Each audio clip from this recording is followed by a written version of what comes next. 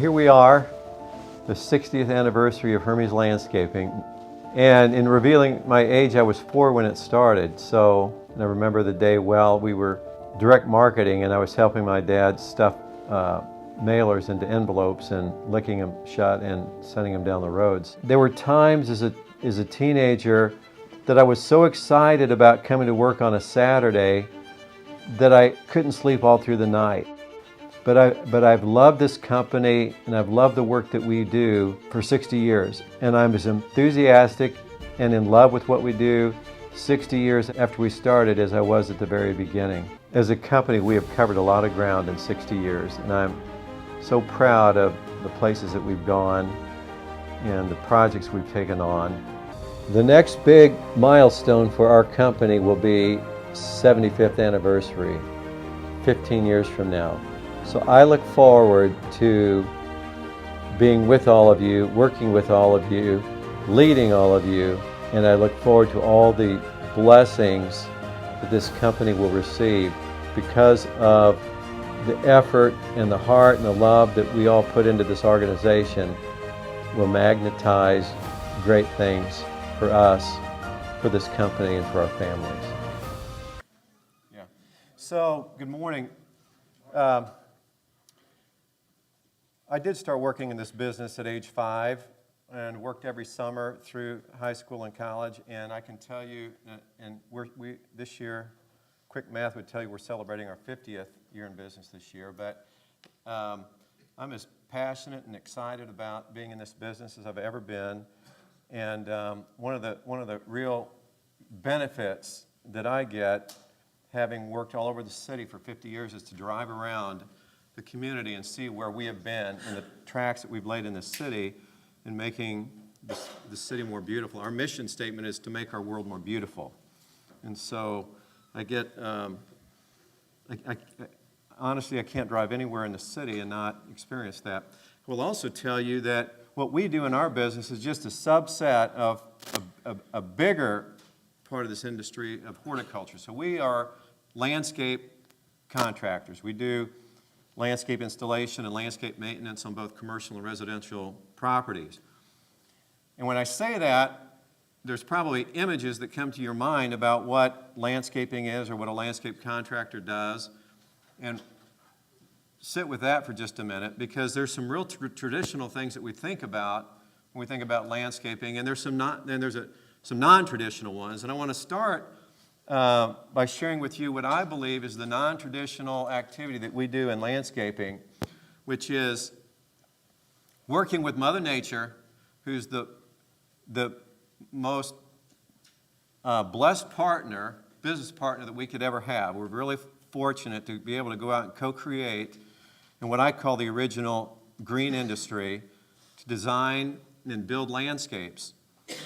And the purpose for what I'm landing on right now, the purpose of designing and building landscapes is really to create experiences for people and to create visual sensation where they feel uplifted, to create spaces where people can interact in their gardens, to create spaces, and I'll share some of these with you later, where people can gather as family and friends in spaces and get connection. And then in that process, lives are changed. And there's a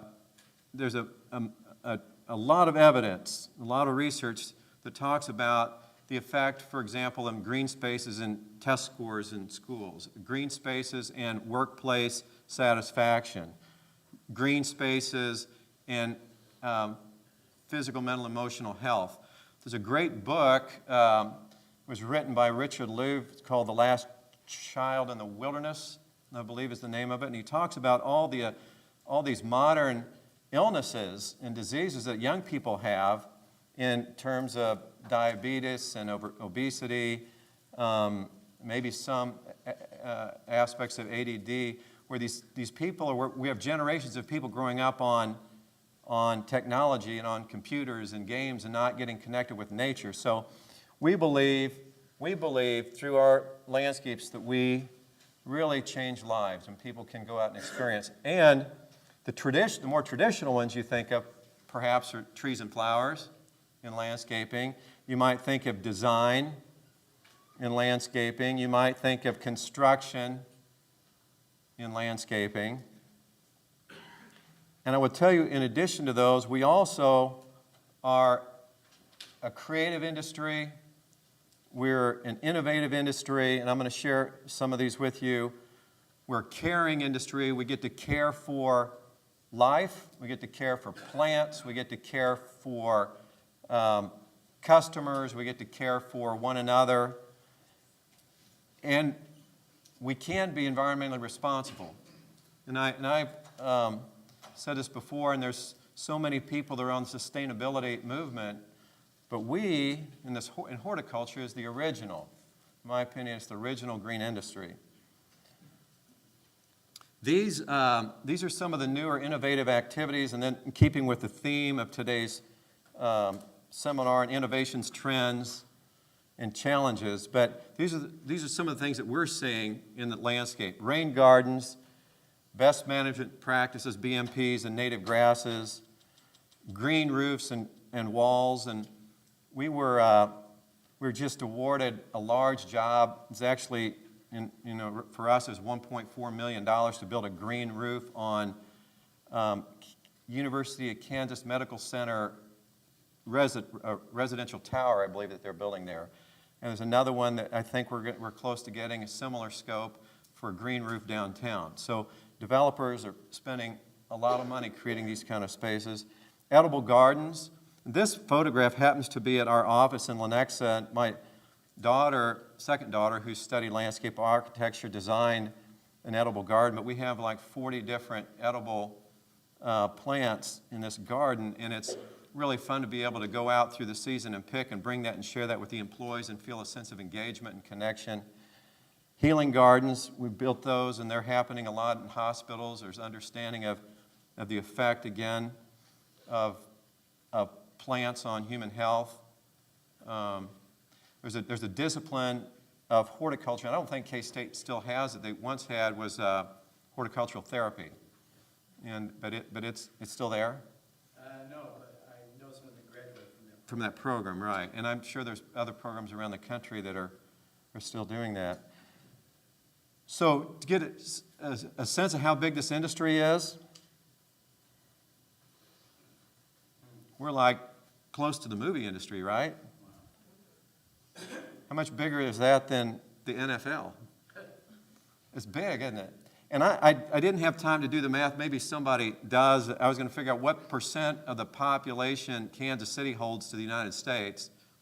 But, maybe it's 1% or 2% or something. But what's 1 or 2% of 73 billion is a big, big number just in Kansas City. So I wanted to share, and this is probably going to come up for a lot of you today, and actually in this book here, there's some additional. There's a listing of some of the great careers that are available inside of horticulture. But as it relates to our business, if you're interested, if you're a creative person and you're an artist, there's opportunities to be a landscape designer, a landscape architect. If you're interested in business, there's management, accounting, planning, finance, profits, technology. If you're a technology person, we have places for you. If you love people, our industry needs you. If you love operations, we have places for you. And if you're interested in the environment and preserving the environment and protecting the environment, our industry needs you.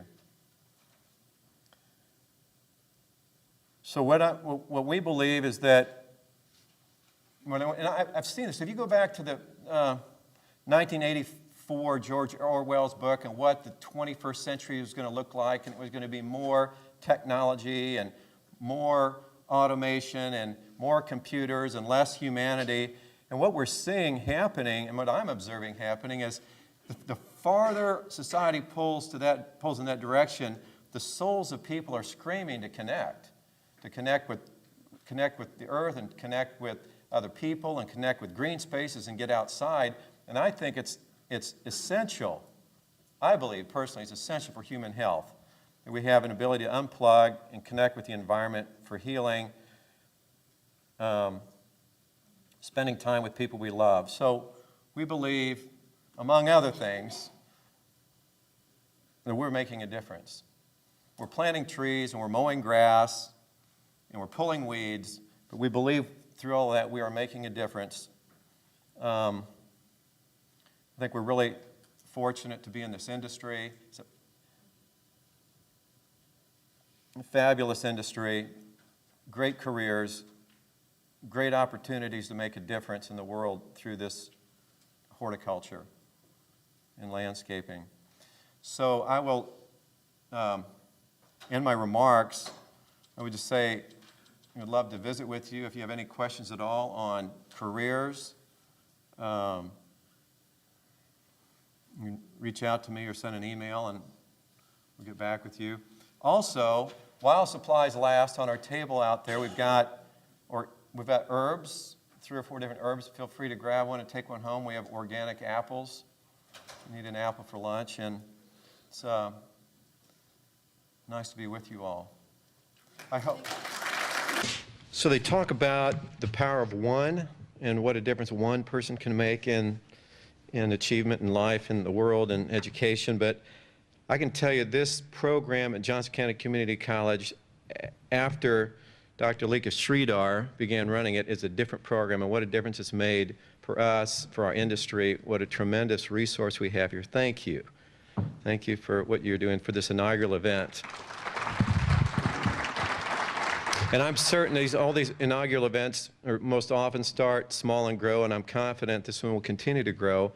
I have an immediate suggestion on what we can do to make it better, and this is based on who I see in the audience and also being the father of 5 children, but I would move the time from about noon to midnight, and that's when they'll be here. So we'll make that correction next year.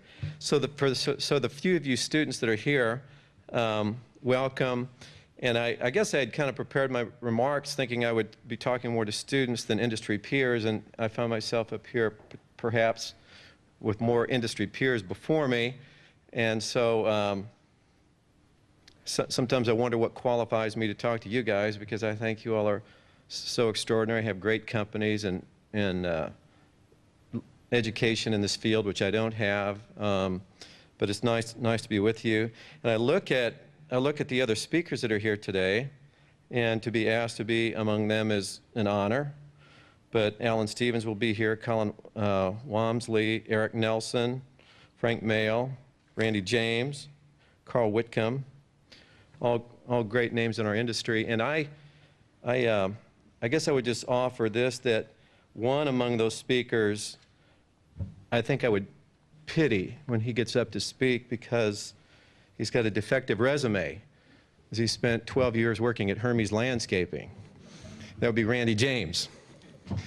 So, there was, some years ago, I was at a function in Topeka. It was sponsored by the Kansas Chamber of Commerce and Industry, and they're handing out the big award for, it's called the Kansas Business and History Hall of Fame Award. And really, some accomplished people historically have been named or received this award. Walter Chrysler, people, famous Kansans that have been industrialists. But the year I was there was a man named Philip Anschutz, who was a brother, I believe, of Wendell Anschutz, who was a local TV personality. Philip had an incredible career, and Fortune magazine at that time had put him on the cover and called him the billionaire next door, because he had been so successful in his businesses and nobody knew about him. He was under the radar.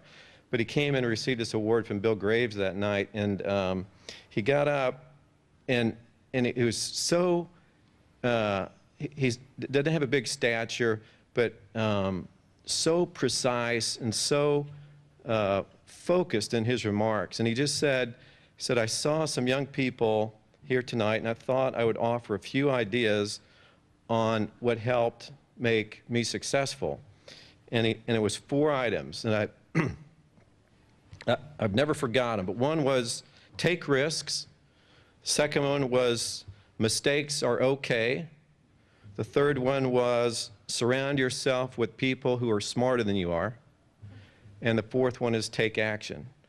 and they've stuck with me for a long time. And so I kind of offer that as a preface for me being up here and addressing you, and it's kind of focusing on the second one there, that mistakes are okay, because that's probably more than anything what qualifies me to be up in front of you, is that I've made many more mistakes than I've done things right, I'm sure. And it's always in the mistakes that we make that we learn. And it's in adversity that we learn. So, and at the conclusion of this, if anybody wants time with me to run through mistakes made, I could spend a day doing that with you. So we're really fortunate to be in this green industry. It's an amazing place to be. It's the only industry that I'm aware of where we get to go out and co-create with, with nature, and create beauty, and co-create on God's canvas and make this world more beautiful. And it's really a fabulous business to be in. It's what I call the original green industry.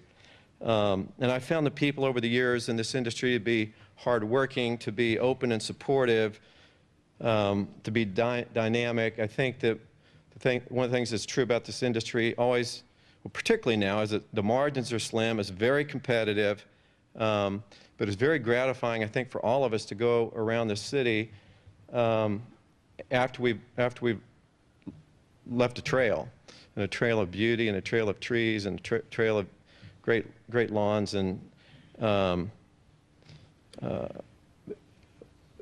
landscapes that people are able to enjoy for years.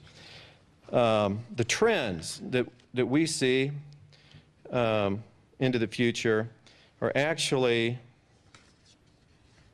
we're on the front page, I guess on the original screen, but I'm going to run through them here. We see an integration with nature.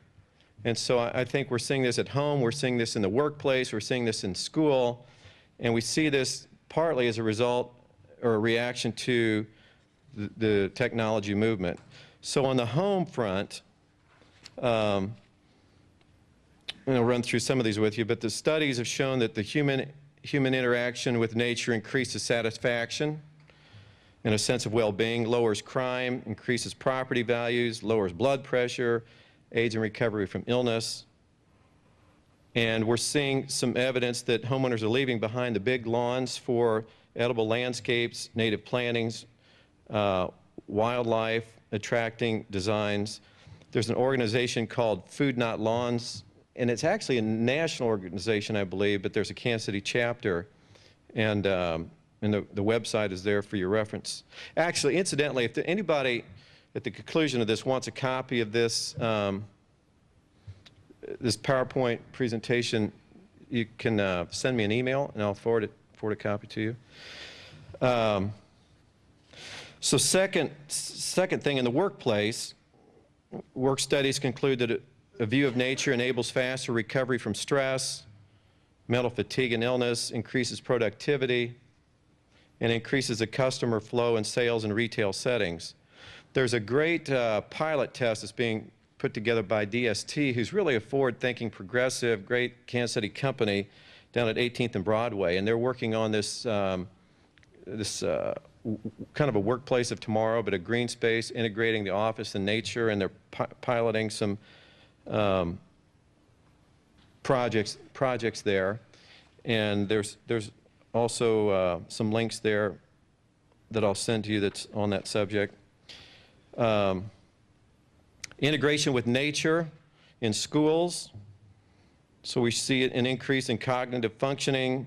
Children are less aggressive, more cooperative, have an increased sense of self-worth, are less likely to suffer obesity. There's a great book out that speaks to this called Last Child in the Woods by Richard Louv, who actually is a Kansas City native but has a national reputation now for what he's doing. Explains the role of nature in the development of physical and emotional health. And then finally, on this integration with nature, I think we're seeing, my sense is that we're seeing a reaction to all the technology and a people's desire to be more connected with nature as a result of a draw away from it, I would say. And so, and you see it in people's desire to, the Whole Foods phenomena, the desire for organic clothing, for organic food, for organic ways of life. And there's an interesting video I watched recently on this urban vertical agriculture, but these architects, different places in the world, are developing these concepts for designing structures where they're actually doing farming in urban areas on high-rise buildings. And I've seen some where they'll take the perimeter of the building, the outside that faces the environment, and create green walls and green roofs and the bio-friendly environments where they can produce crops in urban settings. Residential outdoor areas, green roofs, green walls. Kansas City Center for Urban Agriculture is another link there. The next trend that we're seeing is an increase of customer expectations and the way that companies are having to respond. But there's a desire on the part of the consumer for better, faster, cheaper, and we in industry are having to face that phenomenon. And how do we execute flawlessly the expectations of the customers? You know, in the case of lawn treatment, as an example, expectation: zero weeds, zero pests. In the case of trees that we grow in the nursery, zero flaws, perfect canopies, no scars on the trunk, no scars on the bark. In the case of annual plantings, no failed performance, and every tulip is up, and every tulip is beautiful, and every tulip shows. And so this challenge for all of us and how we meet this ever-increasing set of customer expectations is a trend as an industry that we're all going to deal with. The way we operate is changing. The global economy is transformed from a manufacturing economy to a service-based economy.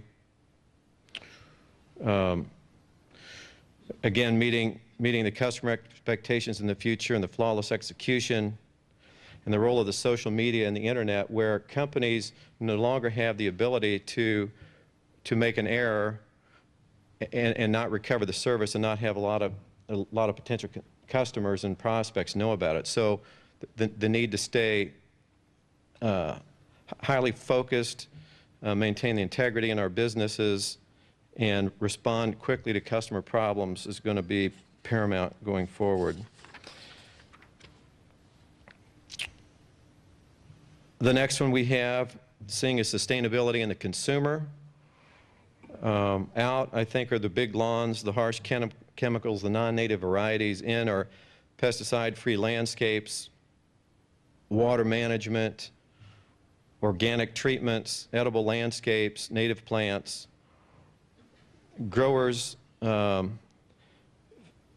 face a number of challenges, particularly in the business that we're in the tree business, because we are dealing with a 5-year crop. And so we'll go, and the preferences seem to be very fickle, but we'll go out and talk to landscape architects today and say, what varieties should we grow? And we grow those varieties. And 5 years from now, when the trees are ready to harvest, the landscape architects have changed their opinion and they're wanting something different. And that something different is something that's just been introduced as a new variety, and there's no commercial production of it. And so we, as a nursery, face that challenge. Another trend that we see is the economy post-recession that we're in, and how we as businesses need to adapt and change. But there's a big, in our case, and I think in most businesses, a big adjustment in how we accept risk and how much debt we take on. There's an adjustment in how banks lend money or don't lend money, and what kind of terms they have on their lending. There is a shift in the way consumers make spending decisions, and I think the days when people are willing to take on second mortgages for items that are wants and not needs, we'll say is diminishing. How the workplace productivity changes and how people are expected and will be expected to produce more with less, and how employees in the workplace are asked to adapt to different positions, to different job duties. We'll see that. We're seeing that in our company. We're seeing that in other companies. The workplace of tomorrow, we'll see businesses communicating with customers in different ways, utilizing crowdsourcing and collaboration, greener workspaces, a changing corporate culture, mission, vision, values that align with both the customers and the employees, a social responsibility, a culture of giving back, environmental responsibility, and progressive business practices. There's this area of corporate social responsibility. I think what I'm sensing is that employees are going to be drawn to the companies that have a corporate social responsibility pledge and program, who are committed to giving back to the community, who are committed to taking care of the environment, and the customers are going to do the same thing. So it's going to be incumbent on companies to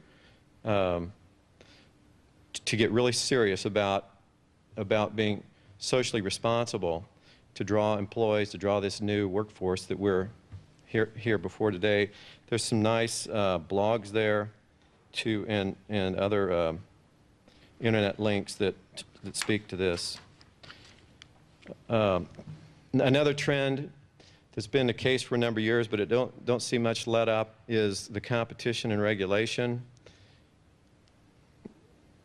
Used to be the margins that we had in our business, we could afford to make a few mistakes. And it doesn't seem to be the case anymore. The margins are so tight and the job is bid so tight and the efficiencies are so great that there's no longer any time for failure to execute. There's no longer space for a lack of, I would just say mistakes. Eroding margins, labor shortages, it's immediate access to knowledge, and the things that, for example, in our company that took 10 or 15 or 20 years to develop, the expertise, the procedures, the processes, now are available to people at a mouse click. And so it makes it makes the competition real, makes the competition fierce, and I think in the end that's all good. It forces us all to be better, but it's a painful process to go through. I believe that the government has become our adversary, and all the things that happen in the government that impede our ability to do business. It's one of those things that it happens so gradually over time that you don't really notice it, and you accept it because it's the way it's always been. But if people were to step back and say, and really take an objective look at what we as business owners are having to contend with in labor practices and environmental requirements and transportation requirements, I think there'd be a lot of people that draw the same conclusion that I do, that they are adversarial. So the Department of Labor, the Department of Transportation, Immigration, Customs Enforcement, EPA, DHE, OSHA, et cetera, et cetera. And I actually was in Washington last week. So I don't know how many in this room companies might be H-2B users, but the H-2B program is in peril right now because one of the things they've done is they've modified the way that the Department of Labor is going to calculate the wages that are paid to the H-2B workers. And so they've decided that they invited the organized labor to come in and sit at the table. And organized labor, the AFL-CIO, has helped Department of Labor determine that the wages should be set on the highest of the collective bargaining agreement in the area, which is the union rate, or the Davis-Bacon rate, which is the federal, the rate that are paid to federal employees on construction work, or what we're paying, what the employers are paying. So they're going to take the highest of those three. Well, the highest is going to be that union rate. And so I don't, I think without some intervention, I think that program for most H-2B users is going to be imperiled, if not killed. Inflation, I think, is going to be coming, and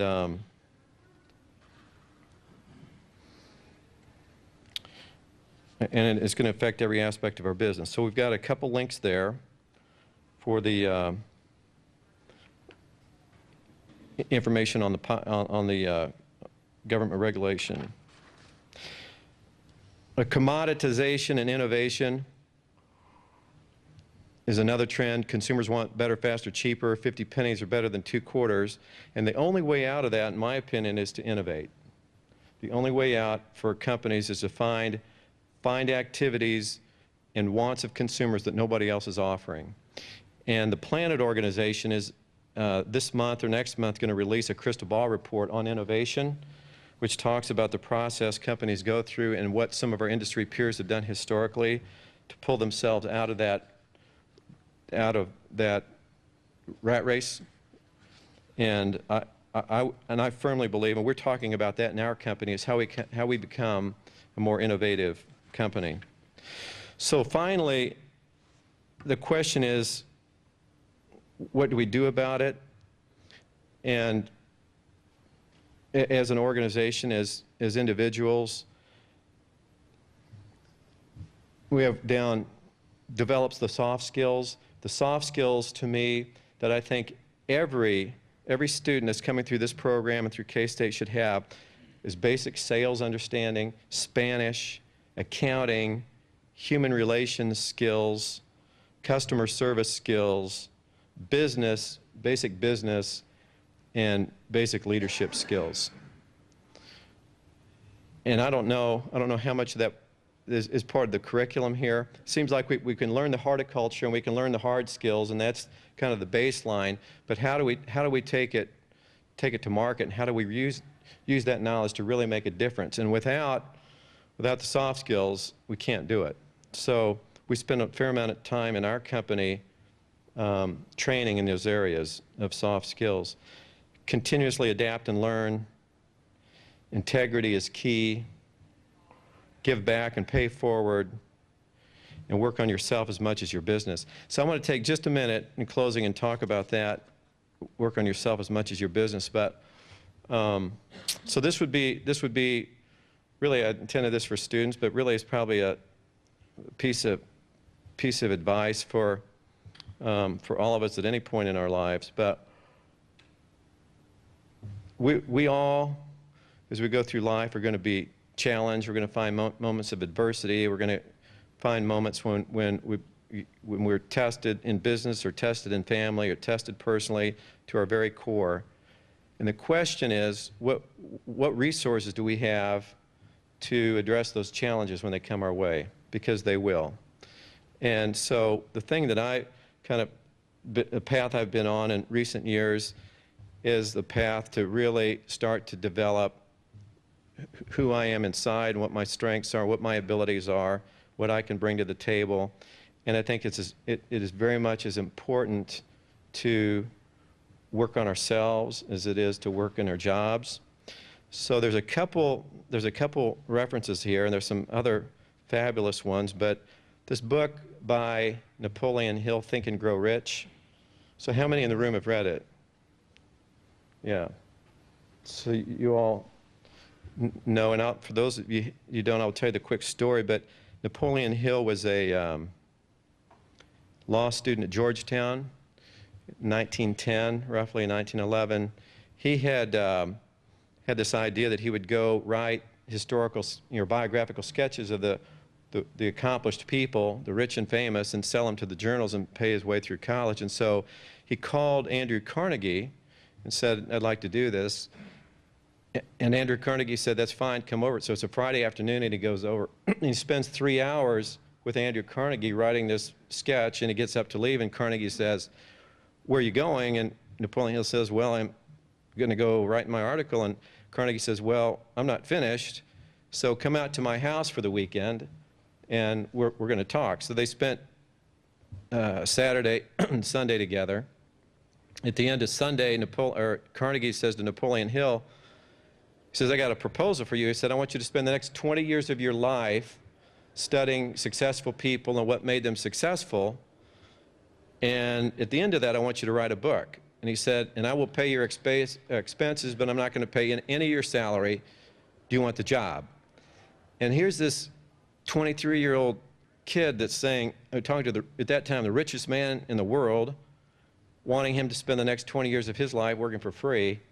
And he took the job. And the story goes, Carnegie said, well, if you had delayed another 30 seconds, I would have withdrawn the offer. So he took the job. He spent the next 20 years writing on that subject. And his first assignment was to go to Detroit to talk to somebody up there that worked in a machine shop. So he takes a train up to Detroit, and he knocks on this door late at night, and this greasy guy walks up from the back and is covered with, his sport coat's covered and his hat's creased down. And he said it was really a short interview. He said most of the responses were one word, and most of those words were no. Napoleon Hill walks out and he scratches his head. Why did Andrew Carnegie send me up to Detroit to talk to this grease monkey named Henry Ford? And so the story goes like that. So he studied or interviewed the likes of Thomas Edison and Alexander Graham Bell and Franklin Roosevelt and Teddy Roosevelt, et cetera, et cetera. So there's richness. The Think and Grow Rich is not, I mean, there's 10 or 12 riches, and like number 10 or 12 on the list is financial, and the other ones are friendships and relationship with God and health and et cetera, et cetera. It's a fabulous book. It's got some really wonderful practical applications. There's the Napoleon Hill Foundation. I get every day a free newsletter. It's called Thought for the Day from them. And then this Art of Exceptional Living by Jim Rohn, and some of you listen to that. But I give that all to you because I'm wanting to share the things that have made a difference in my life, to adapt and to accommodate the challenges that come our way. All the things we talk about as trends are all things that are going to challenge us. And we've all been through this economy the last 2 years. It's challenged some businesses more than others. It's challenged many families. It's challenged many individuals. And changes environment will do that, and changes in trends will do that. And so the best gift I can give you in signing off here is how we can confront, take on, and be successful through that adversity. So thank you very much. I'm not sure who supplies that introduction, but it was more lengthy than it needed to be, so I'm going to make a note to simplify that next year. It's nice to be with you. By show of hands, can a show of hands of anybody in the room who is not a member of this horticulture industry, who doesn't have a career? Is there anybody that's not here? So take a look at all these people, because I'm here today to talk to, I'm here on a recruiting mission to talk to these people, not for our company, but just for our industry. And I really want to talk about what a great industry we're in, and what some of the opportunities are in this industry going forward. And if you're able, those of you who are in the industry, to take any part of what I'm sharing today and use that in schools and high schools and colleges and in your circles, in your social media, to communicate the opportunities that we have in this industry, you do all of us a grand favor. So I had the great fortune of being, well, actually I wasn't born into the family, but my father started this company when I was 5, and by the time I was 6 years old, I was working in it full time in the summer. And I can remember him leaving when I was 6 years old at the summertime, and maybe I got up late and he had already left the office, and I would sit on the stairs and cry because I missed my ride to work.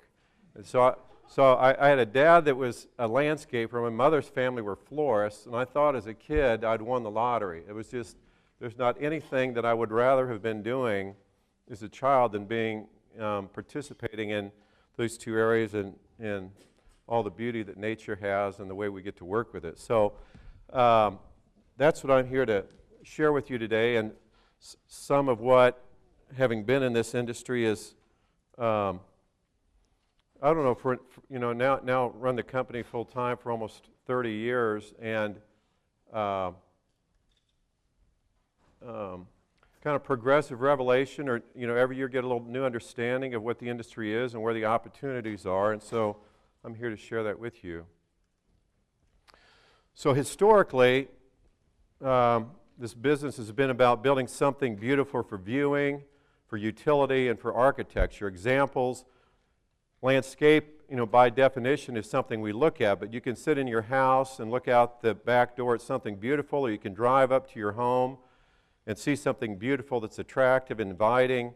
It could be about utility and rain gardens and BMP areas and stormwater retention, erosion control is a lot of what we have opportunities to do historically. And in the world of architecture, the landscape architecture can be an extension of that. So it usually begins with something that's hardscape, a building or a sidewalk or a patio, and then how we soften it with the landscape. That Sprint building actually is one of the buildings that we did. And I'll just add that, we've started this company in 1965. Last year we celebrated 50 years in business. One of the real gifts that I have in this business is to drive around the city, and there's probably not more than a quarter mile that I can drive and not see some place where we've been, where we've left a mark of something that's beautiful. So on this campus we've done work. The office building on the northeast corner, we landscaped it when it was built. Sprint Center, the Kansas Speedway, the KCI Airport, Worlds of Fun, Oak Park Mall, the Sporting KC, Royal Stadium. I mean, we've just been a lot of places. It's been fun, and like wine, these landscapes get better with time, and they're really something very gratifying about that. In the future, I think our industry will build something beautiful for well-being, for connection, for sustainability, and for experience. So well-being, many opportunities for people to find that in nature. And that the picture there with the person walking barefoot on the grass, this might be something, if you're not familiar with, you'd want to Google, but there's a concept that's called earthing, and it's about taking off our shoes and actually touching the earth, because Mother Earth and all the oceans are negatively charged. And our bodies, in what we breathe and what we eat and the toxins we take in and the stress that we live under, build these positive charges, which are, create the free radicals and create, the precursor to diseases and so forth. And one of the most healthy things that we can do as human beings is take our shoes off and touch that ground, and it converts the charge from a positive to a negative, and it can do it very quickly. And one of the things that has been,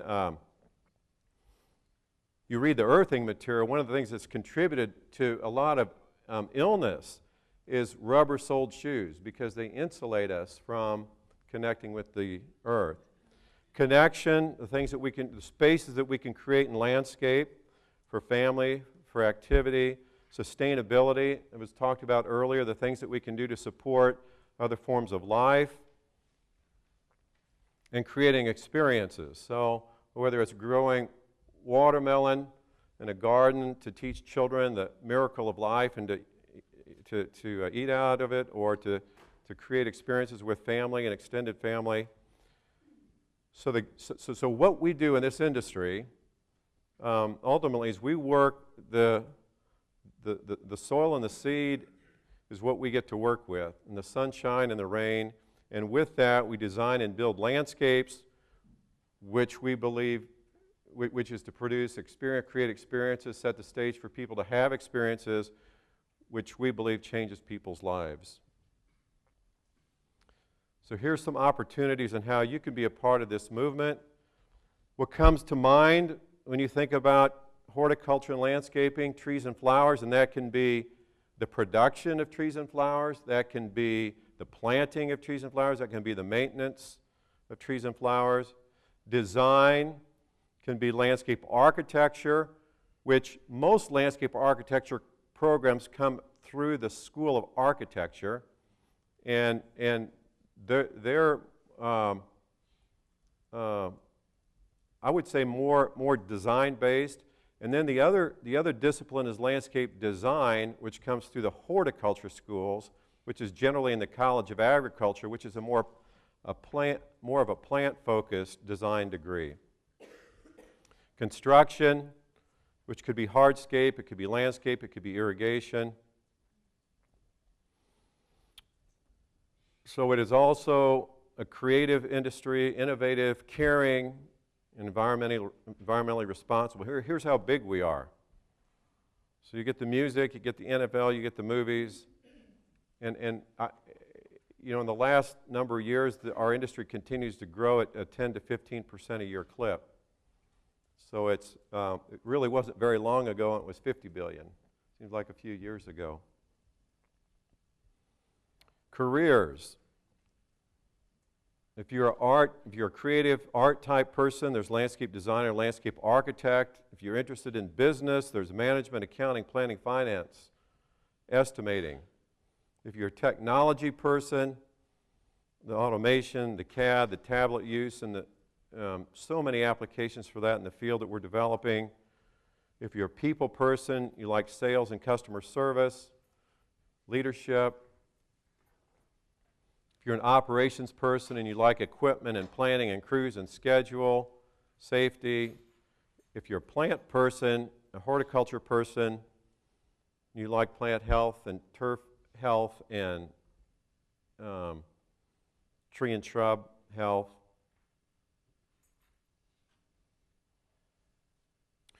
So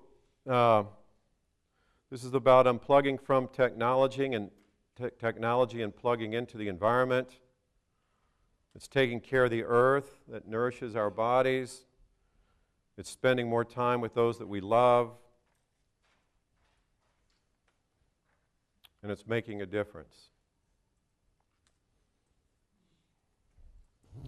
So we've got a number of employers that are out today that are recruiting, and it's a small sampling of all the employers in the city that would love to recruit and bring people into the industry. And much better for all of us than to recruit from each other is to attract new people in. So it was mentioned that I have 5 children. Now, I don't think, and the oldest is 28, but in those 28 years, I don't think there's been a time that any of them had a friend over to the house that I wasn't recruiting their friend to horticulture. Like, what are you going to study in college? And have you thought about horticulture? So, yeah, and feel free, there's my contact information to contact me at all if you have questions about what I presented. I want to share something with you here at the end, and and this applies to people that are in the industry and out of the industry, but what we do in nature and what nature does for us has implications and inspiration well beyond what we do in this industry. And so I want to indulge me. Let me read this to you. It says, when you go out into the woods and you look at trees, you see all these different trees, and some of them are bent, and some of them are straight, some of them are evergreens, and some of them are whatever. And you look at the tree and you allow it. You see why it is the way it is. You sort of understand that it didn't get enough light, so it turned that way. And you don't get all emotional about it, you just allow it. You appreciate the tree. The minute you get near humans, you lose all that. And you constantly are saying, you're to this or I'm to this. That judging mind comes in. And so I practice turning people into trees, which means appreciating them just the way they are.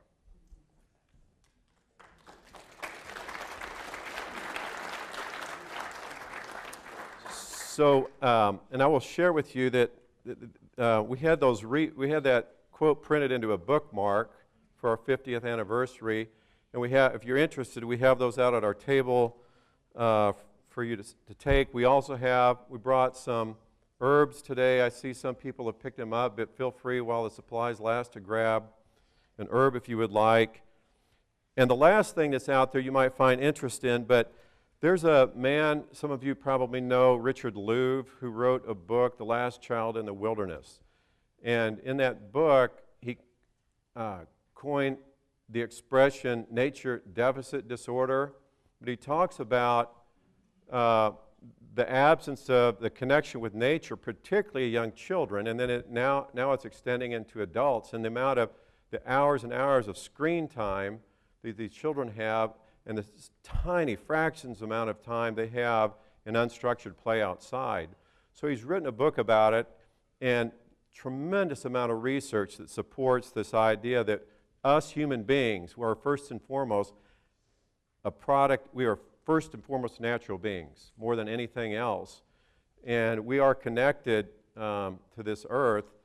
And Richard, and we can find wellness and health and healing and happiness and joy in nature, and we're losing that. And Richard is starting a revolution to create a society where we understand and get ourselves back and reconnected with nature. So he wrote in his book the most beautiful vision of the future of what the future society and nation looks like, of people and government and business, etc., that are connected with nature. And we have a reprint of it and a little piece out in front. It's called Imagine a World. So feel free to help yourself to that as well. And it's always nice to be here. There were, the last couple of years, there were some high school students and they're here from Olathe. All right, well, welcome. I'm glad to have you. I hope you choose our industry. Introduction was, I used to have been involved in a lot of community organizations where I stood up and introduced people and had a lengthy biography to present, and thought, wow, what a turnaround that is. Is it really, it's nice, it's an honor to receive it. I have to ask myself if it's really the person, if I know that person she's talking about, but it's nice to be with you. You know, last year was the first year we had this event, and I was asked to speak early. It was the first one up about 9 in the morning that day, or 8 in the morning, and I suggested to Lika Sridhar that we should probably start this event later in the day because it seems like the student schedule is different than the industry schedule. And so here we are, and I'm at 12 o'clock, and I'm still not seeing a lot of students out here. So I'm going to share with you things as though as I was going to share with students, and I guess at some level we all are students, and we're always learning, we're always teaching, and so please understand if the remarks aren't directly applicable to you. At the outset, I will say this is really a great program and a great resource that we have, this Johnson County Community College.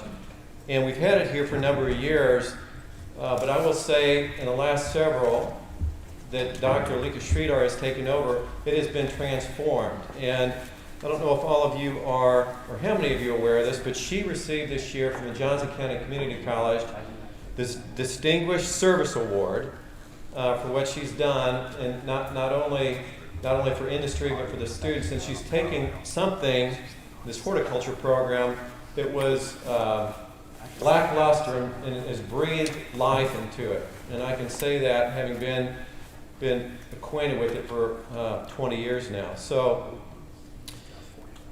for those of you who are students coming in, and for those of you who are already in this industry, I would just say we are in a great industry. We're in a fantastic industry. It's the only one that I can think of where we really get to go out and sort of co-create with Mother Nature something that's really, really beautiful and endures for a long time. And so I think we're all fortunate, and I'm blessed to be able to participate in this experience. I want to thank you, Lika Sridhar, and Alan Stevens, and all the people that are pioneers in this Kansas horticulture industry, because I've traveled around the country and I've been in other states like Illinois, like Colorado, like Pennsylvania, where the industry is more evolved than it is in Kansas or than it is in Missouri. And it's more evolved because there were individuals like Alan Stevens and individuals like Lika Sridhar and industry leaders like Larry Ryan who decided that they wanted to make a difference in this industry and make something of it. And so we are in this process of evolving our industry in the state of Kansas, and I'm optimistic and have the vision that we will be there. We'll be as great an industry as what we know to be in some of these other states. So I'm going to talk a little bit about what I think employers want, and at the end, if there's time, I'll take some questions. I will say to become what employers want is a lifetime effort. And it's been a lifetime. I'm still trying to discover what my employer wants of me. And I've been doing it a long time. And I suspect, at least for the students that are here, they're asking the questions, what do I need to do to become more employable, more valuable, more productive, a bigger contributor, a better leader? I always think it was in 2005, I had asked Dick Vermeil, who was the former head coach of the Kansas City Chiefs, to come and speak to a business organization that I was involved with. And he was going to speak on the subject of leadership. And this was his last year as a Chiefs coach in 2005. He's 69, almost 70 years old at the time. And he was talking on the subject of leadership, and he said that I read something on leadership every day. And I learn something new on leadership every day. And this is a man who had already won the Super Bowl, right? Had more accolades and awards, as many as a lot of the great coaches in NFL history. And this person is saying, at age 70, I'm studying and learning every day. And so my point is that we really are students of learning and growth every day of our lives if we're alert and aware to the lessons that are being taught. So I'm going to try to answer this question for you in two parts. The first part is going to be what I believe employers want. And the second part is what Dalton Hermes wants in employees. On the subject of what I believe employers want, are hard skills. When I talk about hard skills, it's all the things that are being taught in this horticulture program or horticulture programs around the country. It's turf sciences, it's plant pathology, it's irrigation, it's landscape design, it's seasonal color, it's plant propagation. It's all the coursework that's either being taught or being learned by students. If I can digress for just a quick minute, because I got to share this story with you. I've been reading, some writings of a friend that I've got in Dallas that's been talking to me a lot about education, and he's saying that teachers don't really teach. That teachers can only set the stage for students to learn, and it's when the teacher arrives, the inner teacher arrives, that we really begin to learn. And you can think back at a time, I can in a math class, for example, when I was being taught an algebra lesson, and I was working the problems over and over, and the teacher was giving me tests and giving me books and giving me problems to learn. But there was an aha moment for me when something clicked and I got it. And the aha moment wasn't the teacher. It was the inner teacher. It was the the teacher and the student within that said, this is an aha moment, I get it. And what the teachers in any classroom do is they set the stage for us to learn, but our teacher has to show up in order for us to really learn. So I would just say in this area hard skills in the area of horticulture that you're learning. We want, and we all need our teacher to show up, have the aha moment when we really get this material that's being taught to us. And then the other part of it is to be able to take that knowledge and apply it. And one of the things, I guess, for me that's been fortunate and a blessing is that our company is 47 years. We're starting our 47th year, second generation. And I grew up in the business, and I started working there when I was 6 years old.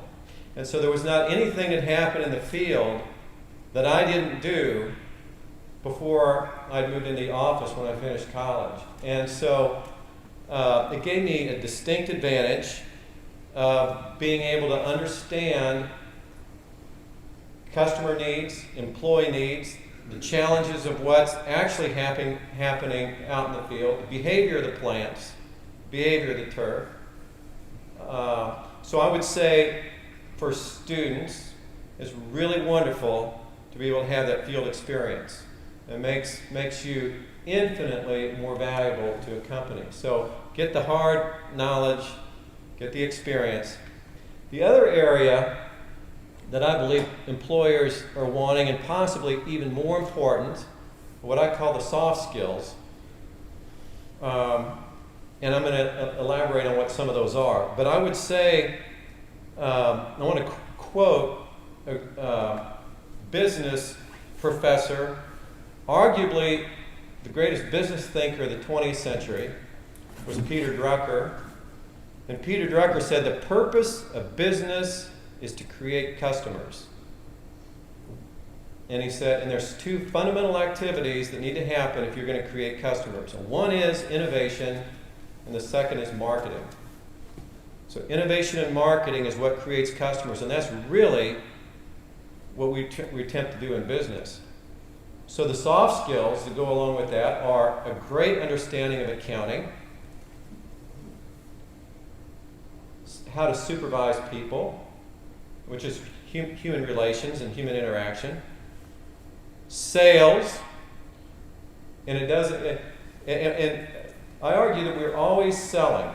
We're always selling all of our life. And we're selling our boyfriends or our girlfriends, we're selling our children or our parents, we're selling our teachers, our students, we could be selling customers, we could be selling our subordinates, we're selling our supervisors, but we're always selling our ideas.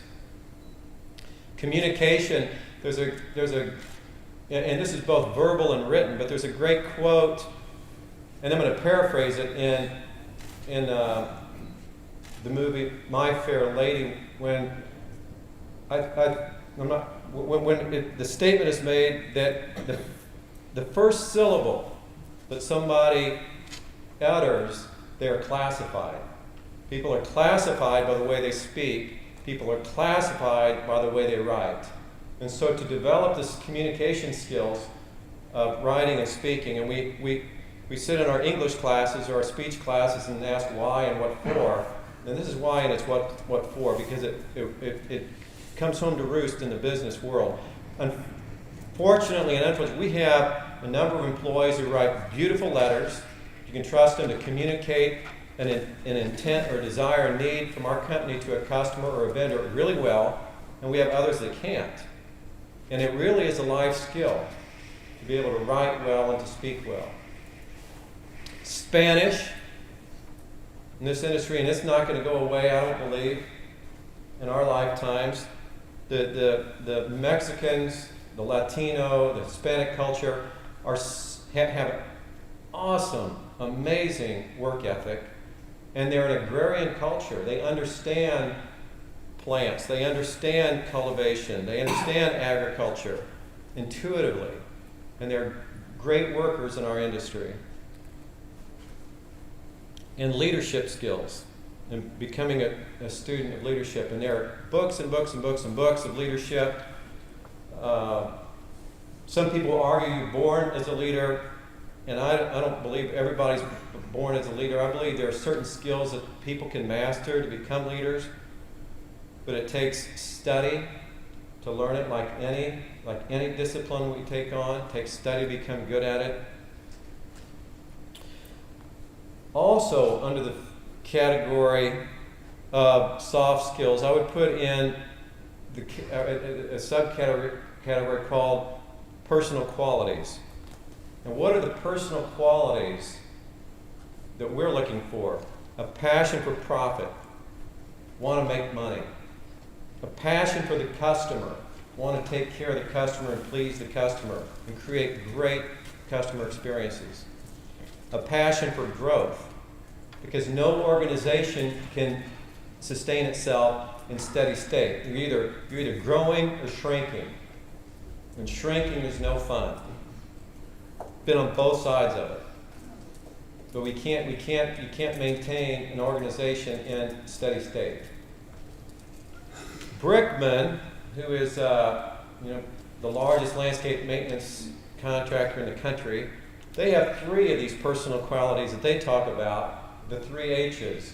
It's hungry, humble, and honest is what Brickman looks for in their people. So hungry, meaning you got a great work ethic, you get to work on time and you produce. Humble, meaning you're willing to learn, receive instruction, not be defensive. And honest speaks more, it speaks to personal values. And I would say there's many personal values that are important to us beyond just honesty. It's important for all of us to sort out what those are. There's a quote by Abe Lincoln. Somebody asked him once, said, what is your religion? He said, when I do good, I feel good. When I do bad, I feel bad. And that's how he described it. But in the subject of values, it's what you do that makes you feel good and what you do that makes you feel bad, and be able to have the inner voice to listen to that and act on it is what we look for. And then the other part is to do in an organization, to do more than you're asked. And when people have that, when an organization has that culture and an individual has that culture, opportunities abound. There's a great writer, a personal favorite of mine, maybe some of you know him, Napoleon Hill, who wrote this book, Think and Grow Rich. And he talks about, one of his tenets is to do more than asked. It's about creating opportunities in your life. And when he talks about riches, Think and Grow Rich, he identifies a dozen of them, and number 12 on the list is monetary rich. Health, friendships, happiness. It's a fabulous book about creating the life that we want to have, we want to live. Okay, so that's what I would say employers are looking for. What am I looking for? Dalton Hermes, in terms of people. I'm looking for people who are wanting to become the best human being that they can become. There's another speaker that I listen to. His name is Jim Rohn, and he recorded a CD. It's called The Art of Exceptional Living. But he says, you work harder on yourself than you do on your job. And you become the biggest and best and greatest person that you can be. And I don't think,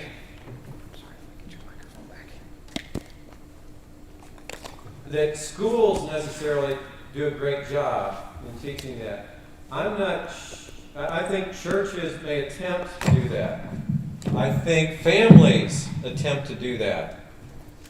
But in the end, it's up to us individually to become the best that we can be. And the question then is, to all of us, is what are we doing to be that person?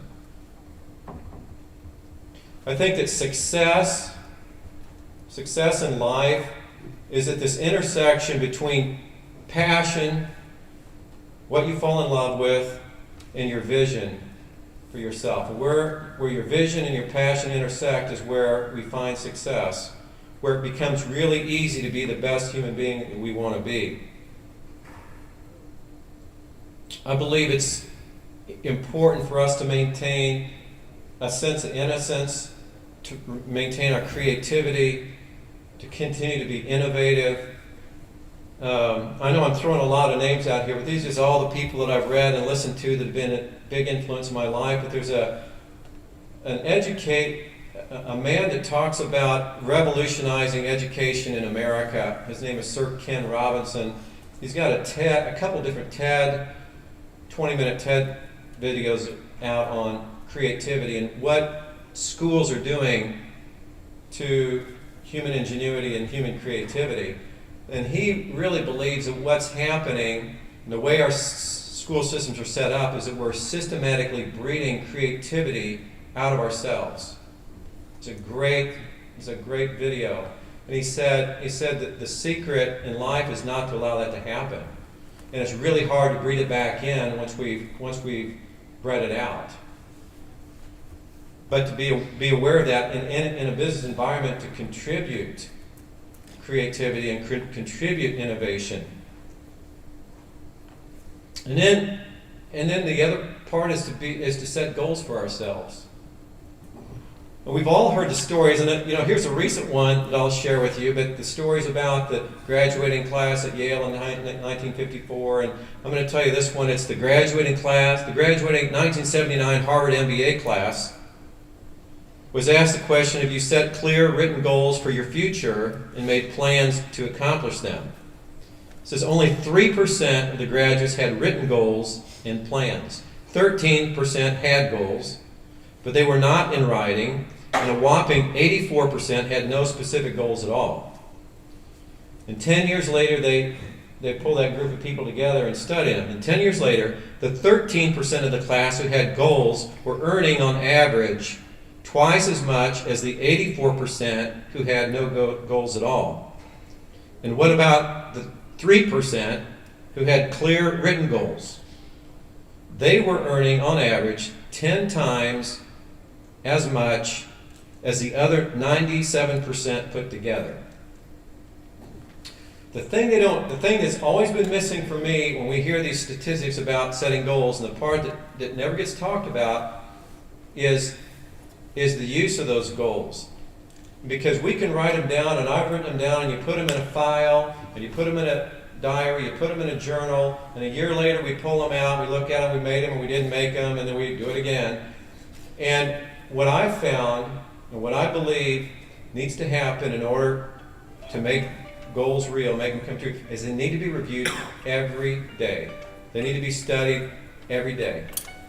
They need to be on the nightstand every night and looked at every night before we turn out the light.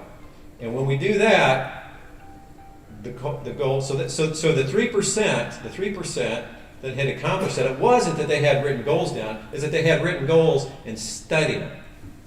They had written goals and studied them. So that's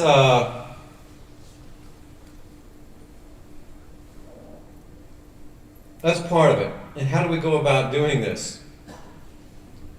We adapt to change, and individually, we read. Leaders are readers. We set goals. We find a mentor, especially for the young people. I look back on it now, and I wish so much that 25 years ago I would have found somebody who would have been a mentor of mine and shortcutted a lot of the mistakes that I made along the way. To find a mentor means we have to make ourselves vulnerable, to listen to the things that we want to hear and listen to things that we don't want to hear. We need to learn to tell stories, tell great stories. We need to learn to jump in with both feet.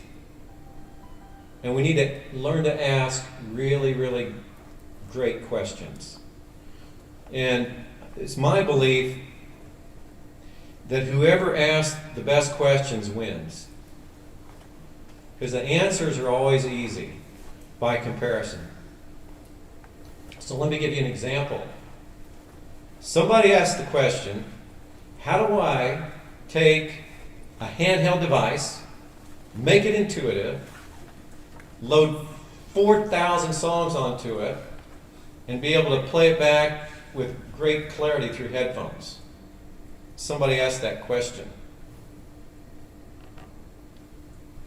The question I have that I'm wrestling with right now in my business is, how do I give customers an opportunity to experience nature beyond the scape, beyond the landscape, the greenscape, the hardscape, the colorscape? And I'm wrestling with that one right now. So I thought I'm going to close here, but I wanted to share with you just a few things that I feel like I've learned that might help some young people as you're, starting and moving through your career. One is, what we think about, we become. Release the past and embrace the future.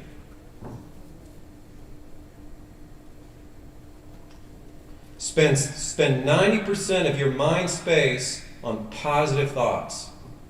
So take all the negative stuff that we deal with in the course of a day, and don't let it occupy more than 10% of your mind space, of your thought time. Shrink it. Take control of the brain. Don't let the brain go there. Learn to take control of the brain. Find the easy path. There's no reward in taking the hard path. Make problems small. And discover who you really are by identifying what you love to do and what you don't love to do. And take an inventory, take a piece of paper. On one side is, this is what I love to do, and this is what I don't love to do. And find yourself doing most often the things that you love to do. And I'll close this by kind of paraphrasing a quote that I heard Steve Jobs say in his 2005 Stanford commencement address. And if you haven't heard it, it's 15 minutes. It's on YouTube, and it's great. If you haven't watched it, you got to watch it. But one of the things he said is that every morning I wake up and I look in the mirror and I ask myself if I'm happy doing what I'm going to do today. And he says, if the answer is no, for more than several days, I do something different. And I think I wasn't here for Larry Ryan's talk, but I understand that he talked about that some too, about finding your passion and following your passion, because it all becomes easy once we've done that. So for me, the question in the end has been, somebody asked me, not go through these self-reflections, reflections about the company I've led and what I've achieved or not achieved, and what's been meaningful to me in the last 25 years that I've run this company. And here's what it kind of has boiled down for me recently, is that if our company had not done the landscaping at the Wizard Stadium, or if we hadn't done one of the projects this campus when it was built, or we hadn't done the landscaping we'd done, we hadn't done the maintenance that we had done, we hadn't built the color displays that we had done, somebody would have done it. There would have been another company, landscape company, that would have done it. And so I thought, well, so so what? Right? So what? So then what? What have you done? The place I arrived was that have I and to what level have I touched the people that I've been with, that I've worked with, the customers, the employees, the peers? Have I touched them in this career? Have I given humanity to them? Have I given them respect? Have I helped them learn? Have I helped them grow? Have I challenged them? And for me, when I look back on it, it's been much less about the landscape jobs that we've done, and I'm really proud of them. And I think we've probably got more of them, more of those in our cap than maybe any other landscape company in the city. We've done an awful lot of work around here. There's not a place, I can't drive more than a half mile in the city any direction and not see some place that we've been. And to see that, and to see these trees that were planted, 4 or 5 foot, that are, mature trees now, it's really gratifying. It's really wonderful to make Kansas City more beautiful. But in the end, that's not the part that's been satisfying for me. It's how it touched the people. And so that's why when I ask the question, or I make the point about what I'm looking for, and are you becoming a better human being, I think in the end that's what's going to matter for most of us. So I'll stop there. Thank you for your time.